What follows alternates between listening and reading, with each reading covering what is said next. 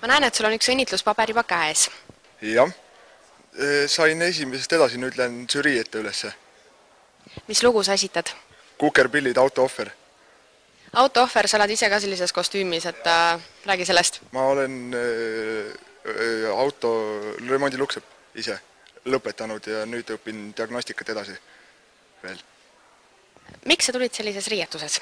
Sellepärast, et see autoohver laul räägib ka auto remontimisest ja siis ma mõtlesin, et paneks siis vastavad riided ka selga. Aga äkki laulad meile paar rida sellest laulust? Nüüd jälle on selline auto all, kartrist liigub sirinal, neetud tihend on deformeerunud, karbusse pagan jumsib alati, neil klapid kõik umbes vististi, ujuk on funktsioneerimisest loobunud. Kui sul palutakse laulda, mis sa siis teed? Siis ma laulan seda sama laulu.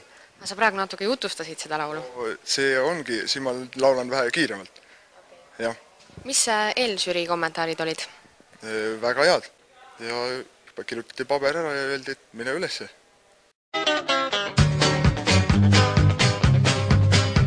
Nüüd jälle on selline auto all, karterist oli tikub sirinal, neetud tihend on deformeerunud.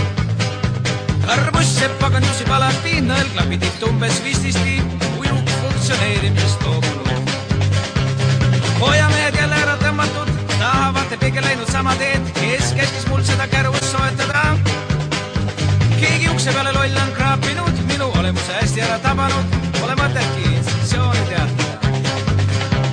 Suupotähes kostab üsna veider toon, teda rängalt on kahjustanud korrosioon, peab mustalt tulnud uue hankima.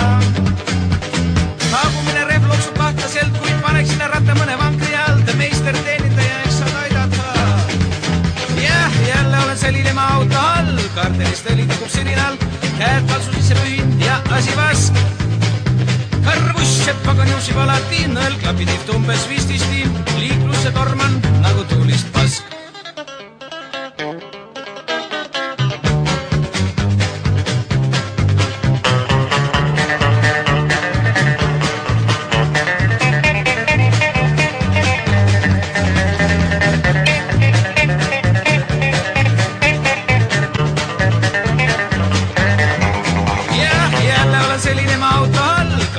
Tikub sirinal, käed kalsu sisse pühin ja asi vask.